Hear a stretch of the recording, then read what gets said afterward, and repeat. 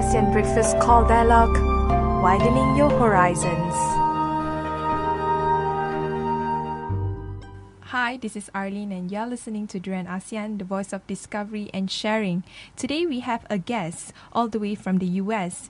He is a president of Bayan Claremont Islamic Graduate School, a division of Claremont School of Theology, and he's also a professor, an Islamic scholar. His name is Professor Jihad Turk.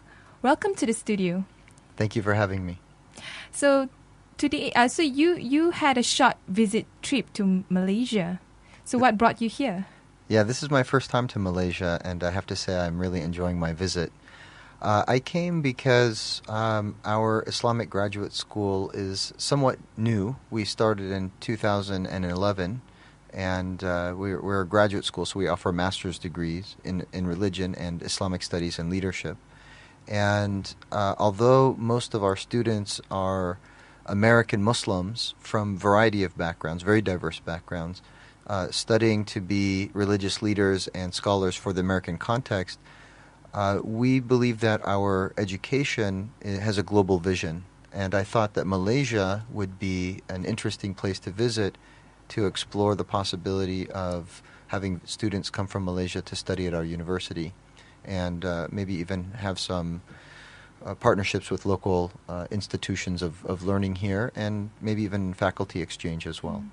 Before we discuss about the Islamic education that you are part of, and also some discussion about Islam in general, I want to know what is your background in terms of your education background as well as your cultural background?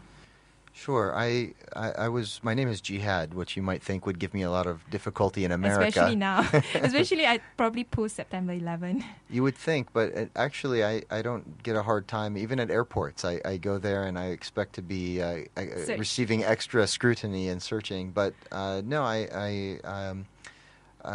my name does invoke a lot of curiosity. And what I've found is that most Americans are very unaware of what the reality of Islamic faith is about and what's really going on.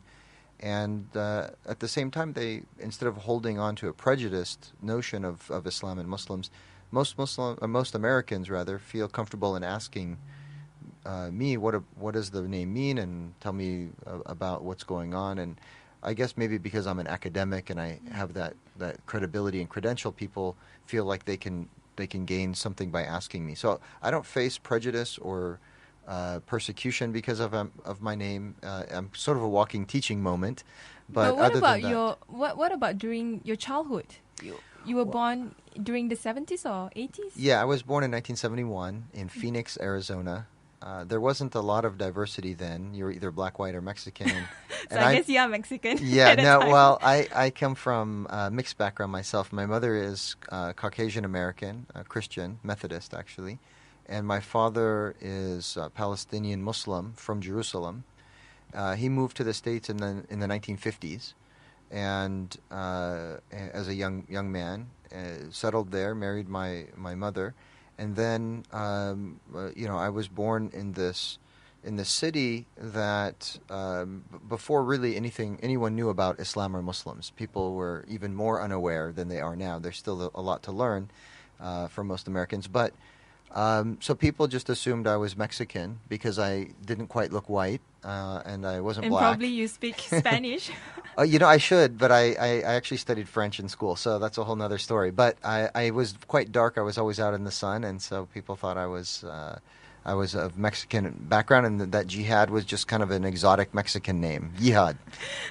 But I never got much of a hassle about it, and it wasn't until I was a teenager that I began trying to form my identity as both an American and a Muslim, as I began to study my faith and take religion more seriously. Because I didn't grow up in a particularly religious household. My father always prayed, but my mother wasn't very practicing as a Christian, and so we didn't have a clear identity. How was the dynamic of intercultural religious in your family at that point? Like, did your father emphasize a lot on religious education, and was your mother really into educating you based on Christian values? How was it? So my father's identity was as much, if not more, Palestinian than Muslim, and so What is the differentiation? Palestinian is a national identity. So he as a young man left Palestine, but it's an Arab cultural identity, but also a national identity. And growing up, he was very active in speaking to the media about events going on between Israel and Palestine. And we went to demonstrations as a young child, and he would tell stories about Palestine, and we visited when we were young to that country, and so it was an important part of identity. So I would say I'm Palestinian American before I'd say I was Muslim American as a young child, because my father was 17 years old when he left Palestine and came to the United States. He wasn't very well educated in the Islamic faith, but he was a practicing Muslim, and he wanted to expose us to Islam. So he took us to a small house that was converted into a mosque. On Sundays, we would go there, not Fridays, because Friday we were in school. But on Sundays, we would go as a family, and I would learn the Arabic alphabet and a little bit about Islam, but not. I didn't really develop a Muslim identity or practice of Islam until I began to search myself for my own identity when I was in high school. Mm-hmm. So when you were younger, when your father exposed a lot of the Palestinian identity to you, what was your perception towards Palestine and Israel at the time, and also the Jewish society? I don't know whether you have encountered any Jewish kids during your younger days. So I didn't have any Jewish classmates that I was aware of. I did have a Jewish teacher, I remember, in high school. But I didn't have a lot of exposure to American Jews. I just had this notion about Judaism and through the lens of Israel and my father's posture and attitude towards Israel. So it, I didn't have, I didn't have a religious literacy in general, let alone understanding of Judaism as a faith. Mm-hmm. So what about your mother's side? Did she expose some Christian values to you? Did she brought you to church? Well, interestingly enough, I think for some time before the house was purchased, I think we met at a church on occasion for the mosque. For the Muslims would gather there. But my mother didn't go to church. She wasn't practicing, although I did get Christmas gifts and presents from my grandmother. Was good enough. It was the fun side of Christianity. We would get the gifts from my relatives, from her side, my grandparents, for Christmas. And we also, interestingly, we celebrated Easter at home, but not through going to the church, but doing all of the cultural things related to Easter, like coloring eggs and searching for hiding the eggs and searching for them, and all of the fun cultural aspects of Easter. We did Halloween and other cultural holidays as well. So it was, there wasn't this very strict or clear division between our American identity, our Palestinian identity, our Christian identity, our Muslim identity. It was very, very mixed. Mm-hmm. But when did you started to realize the existence of different religion within your community, and you started to realize the significance of Islam in your life?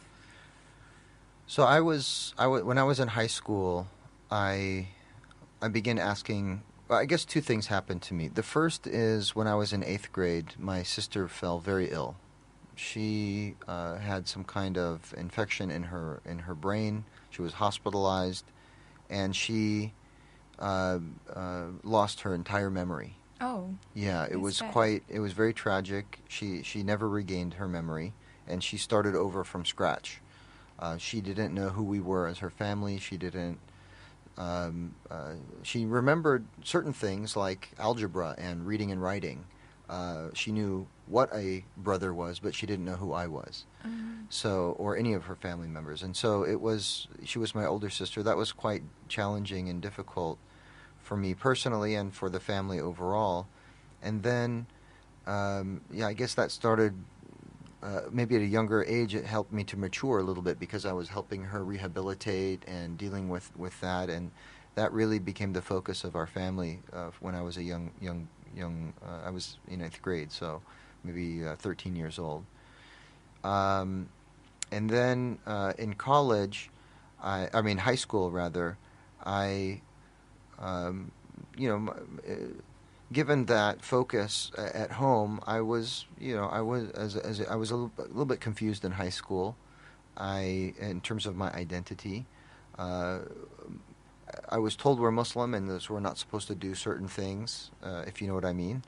And I was navigating all of that in high school, and I excelled in a few things like school, like academics. I excelled in sports, and I was quite popular. I was homecoming king, which means that I was elected by the student body as when I was a senior, it's almost like a popularity contest. So, but all of that in high school, it's kind of like the pinnacle, the crowning achievement of high school, your high school days. But it didn't seem fulfilling or satisfying to me as a person in terms of my spiritual journey, and so I began asking the question of what's life all about, and what is the ultimate source of tranquility and happiness and peace and all of that. But before we move towards that part of yourself, why spirituality is so important? I mean, there are some people, they can live without the idea that there is a God, like atheists. But why it came to your life at that point that you need to seek for spiritual fulfillment? I guess the things came to a crisis in my life personally, spiritually and emotionally. When I was 17, my parents were divorcing after 24 years of marriage, and that in my young mind and heart started me thinking about, well, what is permanent, what is stable, because it was a little bit unstable in a household in which a divorce is occurring. So what is the source of stability and tranquility and peace, etc.? And so I looked around, and I saw people doing drugs. I saw people trying to attain fame or glory of some kind, but it seemed like an illusion. And I also looked around, and because my father had exposed me to some youth camps and some other religious communities, I noticed that there were a few people in those environments that seemed to be genuine, seemed to be at peace within themselves, and also seemed to care about me and about other human beings. In a way that wasn't just selfish. It was altruistic and generous, and they seemed well adjusted in who they were. And so that combined with this intuitive sense, the deeply felt intuitive sense that I had that God exists. So it wasn't that I began asking, does God exist? I was never in doubt about the existence of God. It just resonated with my mind and my heart, and that was never in question in my mind. But the question then became, religion. Is religion a necessary pursuit or a worthwhile pursuit, I should say? And because I had a foot in Christianity and a foot in Islam, that gave you a more wider perspective it on gave religion. me an opportunity to question instead of just going with the default. There wasn't really a default exactly in my case, and so I felt blessed in this unique circumstance to explore both, and I did, and I researched and I studied and I read books and history and. So you studied both Islam and Christianity. Yes. And what did you find out interesting about these two religions as compared to the popular stereotypes towards Christian and Muslims in America? Sure. Well, I studied on my own, so I sort of had somewhat of an objective approach in the sense that I said, well, what is it that these religions teach, but also how is it that we know what these religions teach? There was a bit of an epistemological question that I was asking myself. How do we know authentically what Jesus taught, what Moses taught, what Abraham taught, what Muhammad taught? And so I began looking at these these religious traditions historically. I ended up becoming a historian, so Really? yeah. So it's, but I So was you can intrigued by pinpoint the that. dates That's and right. what happened during that time. So, but it intrigued me because there's certain knowledge that we have intuitively. Certain things I think make sense to our mind and heart, and certain things we can know because we experience them. But with regards to history, it's all hearsay. It's all been reported, and so when it comes to religious authority, it's rooted somewhere in the past. And so the question I was asking myself is, what do we know and how do we know it? And then from that which we can at least attribute back to the sources in an authentic way, what is it that's really being said? So I kind of unpacked a little bit of the Christian history as I was understanding in the Christian tradition and that of the church, which in my estimation was a human endeavor, a human project, a human creation, because it's the community, it's the church. And I think Reza Aslan also, That's one right. of the prominent Islamic scholars in the US, also once said that it's human being that gives meaning to religion. So if that particular human being had a bad intention on religion, the person would probably interpret a negative tone towards how the religion should be. But if you give positive meaning to religion, then it will only affirm the good side of what religion is supposed to be.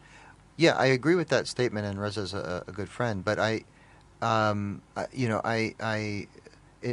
my study, it wasn't so much trying to criticize Christianity or affirm Islam. It was really trying to understand for myself what should I rely on, and how should I look at things. And so, as an American kid, we grew up with critical thinking skills as part of our educational process and program. And so, I applied those skills to my exploration of the faiths. And so what I found was that I found that what I could discern from Jesus' teachings resonated with my mind and heart.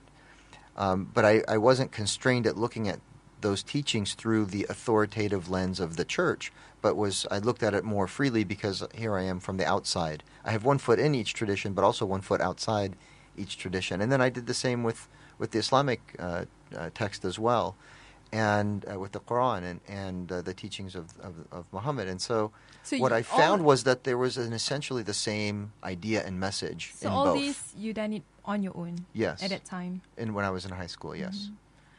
How long it took you to really explore the whole thing?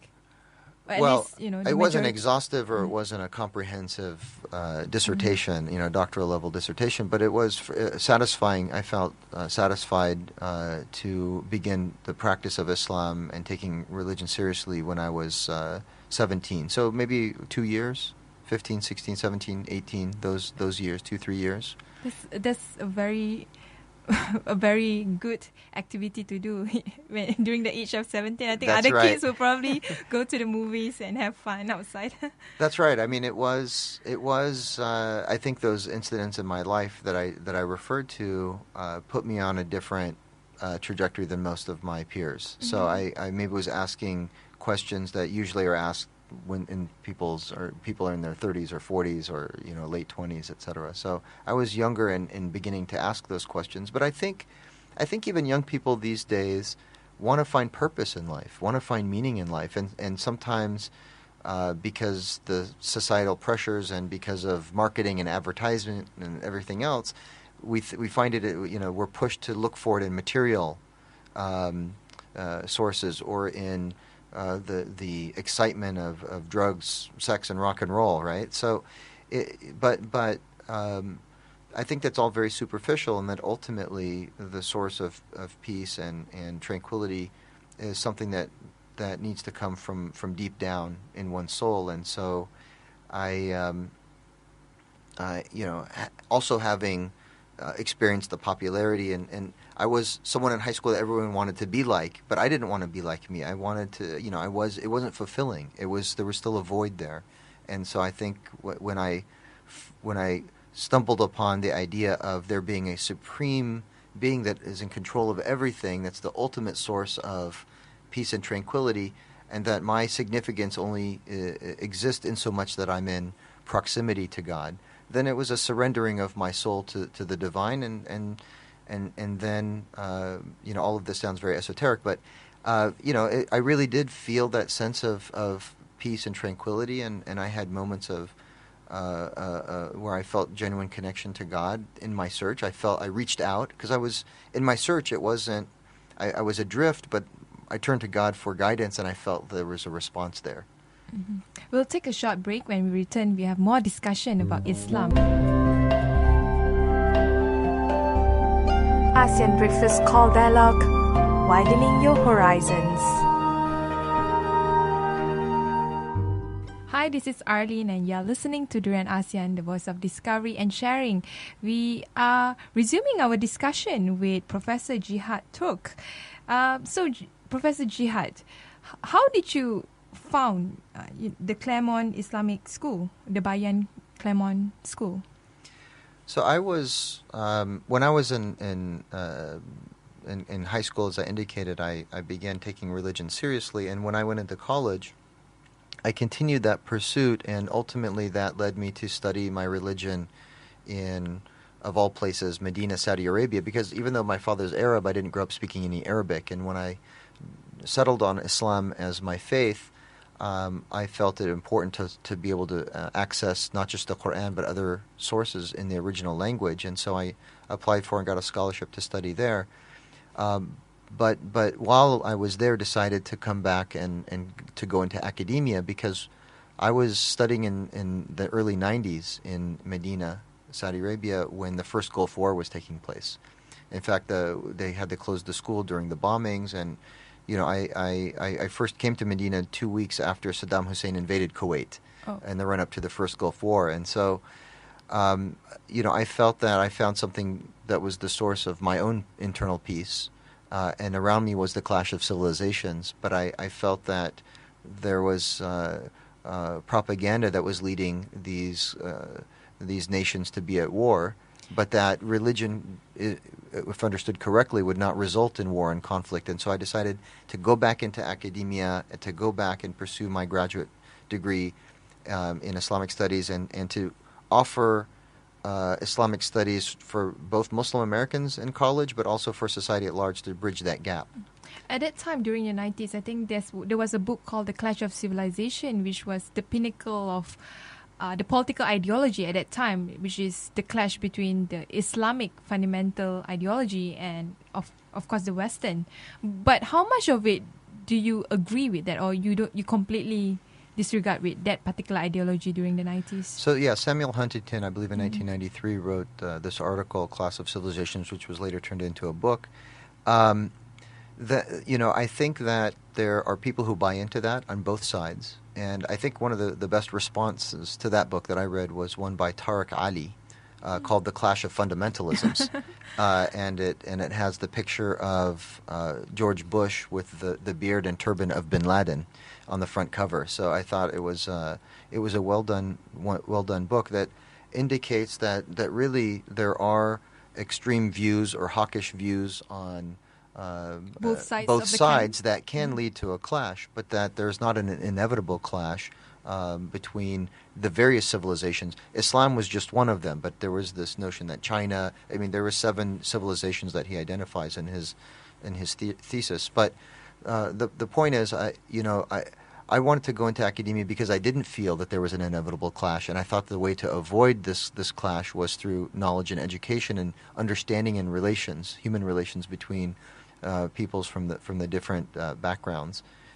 And so while I did my undergrad at UC Berkeley, and then my master's degree at University of Texas in Austin, and then came to UCLA to do my doctorate, and while I was there pursuing my graduate degree in teaching, I was recruited to serve by the largest and oldest mosque in Los Angeles, the Islamic Center of Southern California, to serve as the religious director and imam there in 2005. And so I was serving in that capacity, stolen away from my doctoral degree, and was quite happy doing that when the Claremont School of Theology president, the then president, Jerry Campbell, came and shared with me a vision that he had developed for self-interested reasons to establish a partnership with an Islamic graduate school and a Jewish graduate school and a Buddhist university to reclaim the role for religion in the world, to be a force for good as opposed to a force for conflict and violence. So that school that you founded were a research on all major religion in the world? No. He was the president of a Christian seminary, and he said he wanted to partner with an Islamic graduate school and these other theological schools. And he shared with me his vision, and I said, this is, I think, a brilliant vision. The problem is there doesn't exist any Islamic graduate school that's accredited in the United States, but we need one. I mean, we have, 2,500 mosques in the United States. We have somewhere between 3 and 9 million Muslims. I know that's a wide range, but we don't have exact statistics because our census doesn't include religious identity. But, we have a clear need for imams educated in the United States because only 44% of those mosques have a full-time imam. And 90+% of those imams were educated abroad.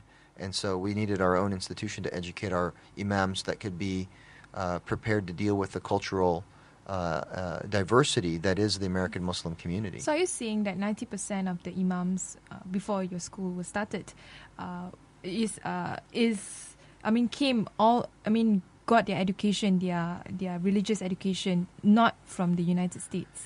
That's correct. So 93%, according to research done by Dr. Hassan Bagby, sponsored by the Islamic Society of North America. He did this wonderful study in 2011.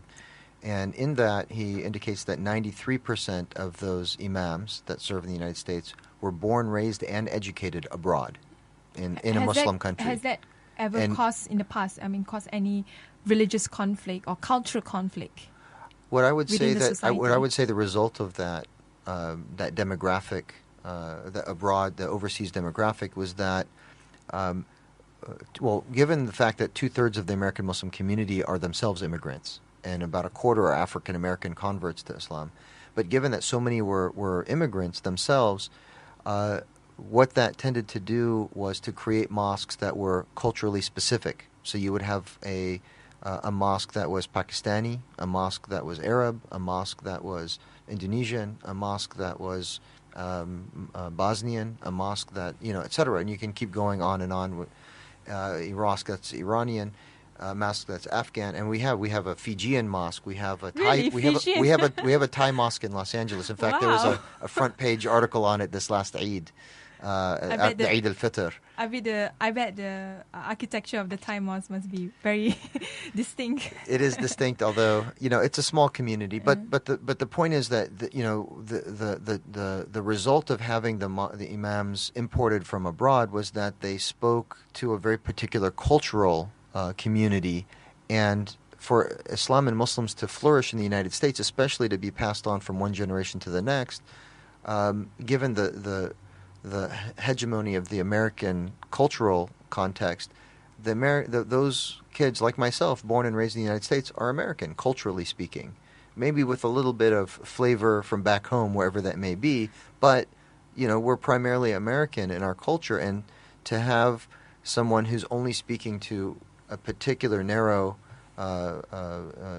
heritage makes the religion irrelevant for that generation. It becomes like a cultural religion. It becomes a cultural religion. And one of the things that we're challenged with in the United States, but I think in a positive way, is that we have to distinguish between what is cultural and what are the essential values of the religion that can permeate all cultures. I mean, one of my favorite quotes is by, I believe, Imam al-Ghazali, who describes religion, the Islamic faith. He says it's like pure water that flows over various lands and allows the color and texture of those lands to shine through that pure water, that flow, that stream of water, without adulterating or corrupting that water. The water remains pure, but there is a role to play for culture, but the religion had to distinguish it from the culture is something that I think many Muslim communities and cultures around the world are challenged with. Yeah, including in Malaysia, a lot of uneasiness among society, whether it's Muslim or non-Muslim, because the aspect of culture and religion has become so intertwined that you can't really distinguish which part of it is the actual teaching of the religion. So in your school, how do you approach the teaching of religion without having the culture aspect to teen, you know? So we tackle it head on. First of all, our faculty is very, very diverse. We have faculty that are we have faculty that are American, Caucasian converts. We have faculty that are Indo-Pakistani.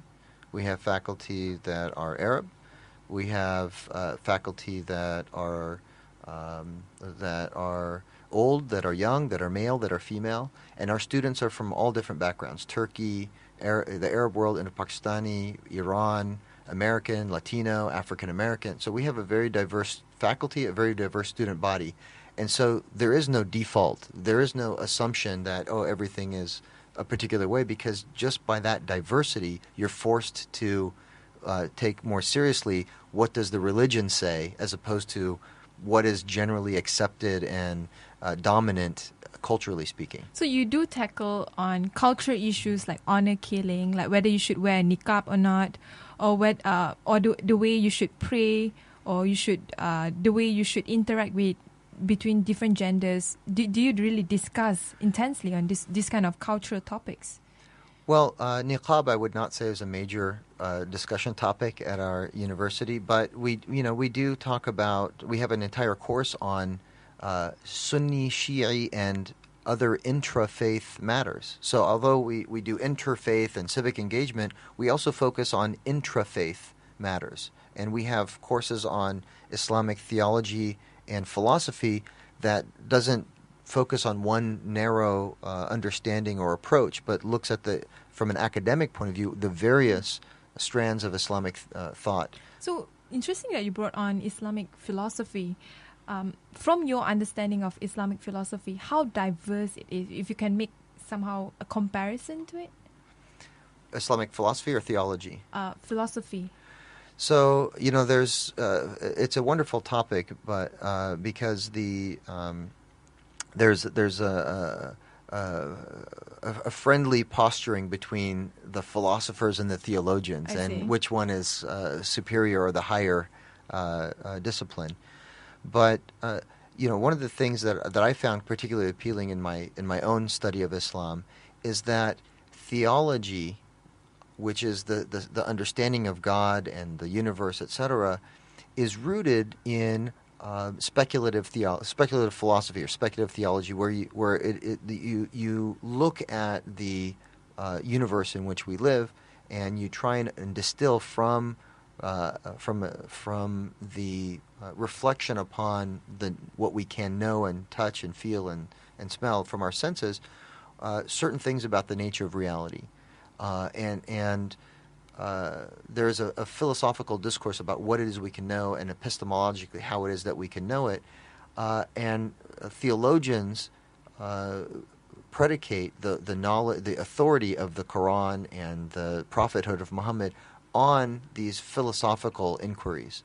So philosophers are quite intelligent and thoughtful people, and so in Islam there's a very vibrant and lively philosophical discourse that is quite broad. Now it also led to a lot of accusations among some who from crossing certain bounds, that there might be heretical notions put forward by some philosophers, but and even on the level of theology, there was the same tensions that existed there as well. But yeah, it's a very rich and diverse field. The reason why I asked this because Western civilization flourished because of Western philosophy and also their technological development and all. But when it comes to Muslim countries or Muslim in general, there are people accusing that the reason why some people become more fundamentalist or more hawkish is because the lack of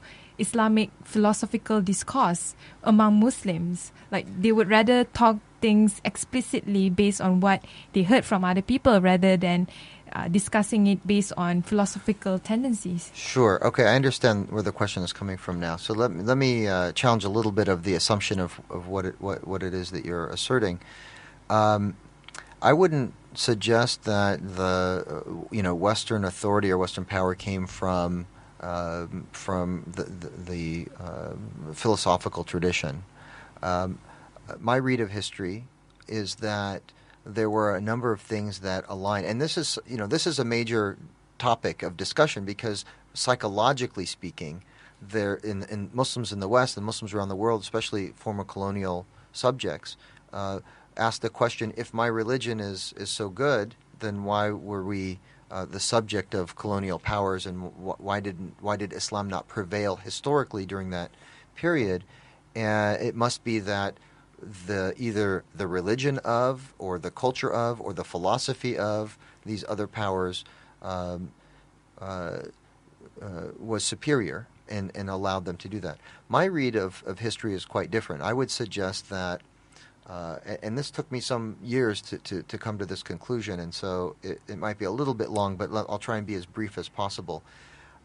My read of what happened historically is that there was an alignment of a number of major developments historically that allowed for the West to become a dominant force. And it really had nothing to do with philosophy, or not a lot to do with philosophy, but let me explain.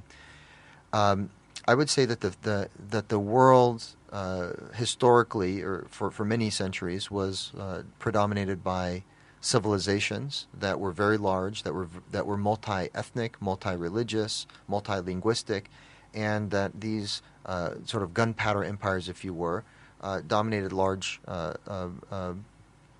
territories that had this diversity, and that technology that they used to maintain their power was, gunpowder and weapons and other things, and also some mechanisms and infrastructure and other things that they use at their disposal to keep mechanisms such as tax farming, where they would have a tiered structure of hierarchy and governance, in which they would try and extract as much taxes as possible from the population in order to grow their empire, a centralized empire. This form of governance, these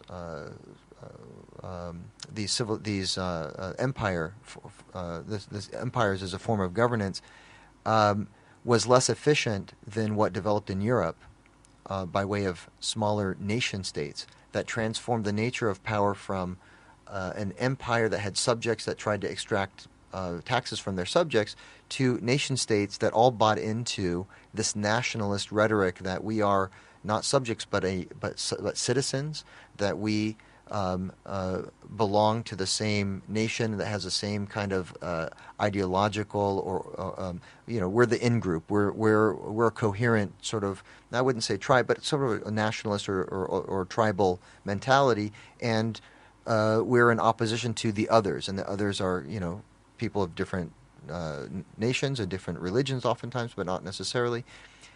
This form of governance of the nation state was something that was more efficient, a more efficient way to harness the resources of a people. That, combined with some technological developments that took place in Europe and some banking things that developed in Germany and other places in Europe, allowed for, and combined with, and here's the one aspect of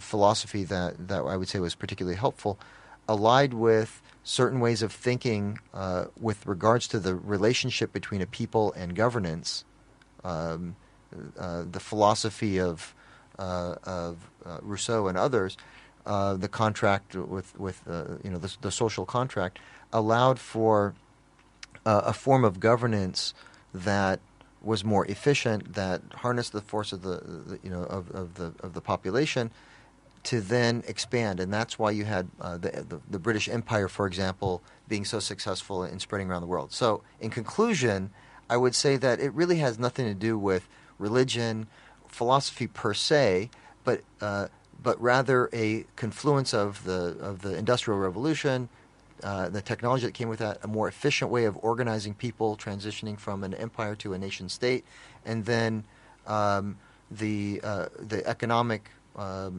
development that occurred as a result of that in places in Europe first. And then nationalism ultimately took root, and it was a slow process by which the rest of the world turned into nation states and broke off from empires, even the British Empire. So this although there's a psychological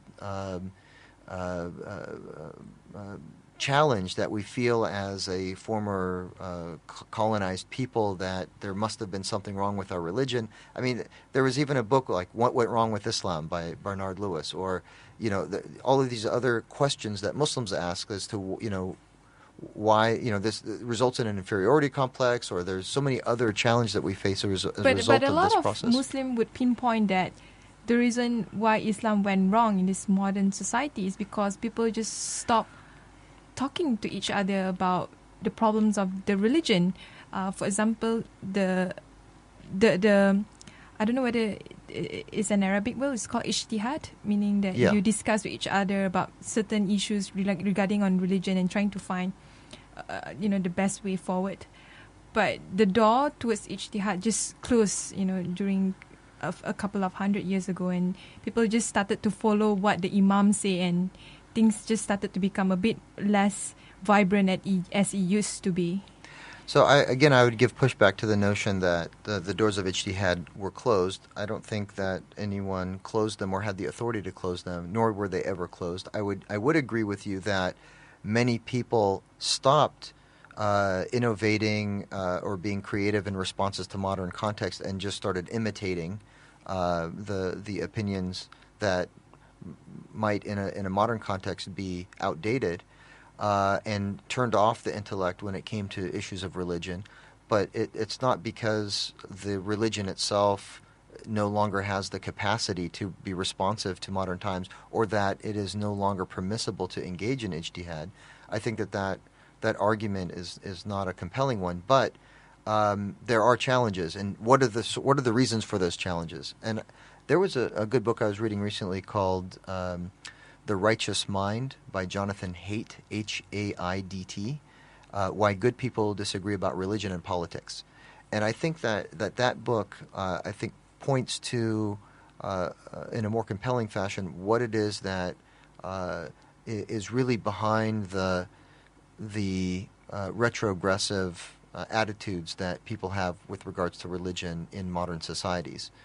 I will just say in a nutshell, and again, you were very taking a big risk inviting a professor onto to a radio show, because we tend to be rather long-winded. But I will say in a nutshell that I think all of the conflicts around the world, whether it be in places like Northern Ireland or Rwanda or Burma or Myanmar, or in the Basques more recently in Spain, although that's been resolved, or even in the Philippines and other places, let alone Iraq and Turkey and all of the, and even here in Malaysia, that what you really have going on, going back to my long answer earlier, is these competing notions of a national narrative.